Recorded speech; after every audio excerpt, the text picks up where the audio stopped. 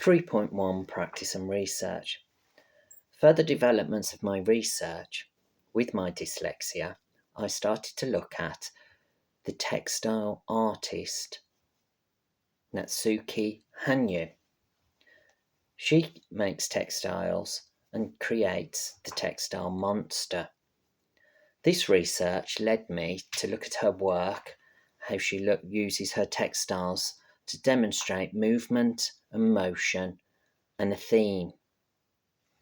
I've started to look at my three-dimensional textile samples, and further to these developments, I've continued with the red theme, which I don't particularly like. The reason why I don't like this is because I use the red theme in contemporary context using the idea of metamorphosis, but because it relates to dyslexia awareness, I am going to continue with the red. It could possibly be lots of red or small amounts, playing with small and large scale.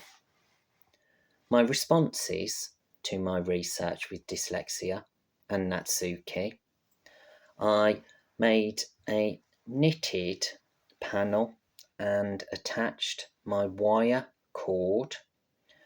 The wire and the cord will allow me to play three-dimensionally, twisting and turning the wire cord. This relates to Vince Lowe and his scribbled artwork.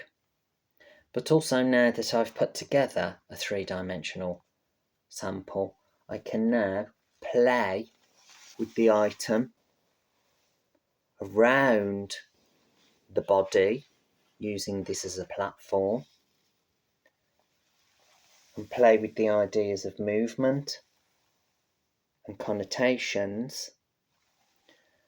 It's also interesting how attaching the samples now start to take on their own movement and are now starting to generate other ideas of research that will further my developments into my themed dyslexia.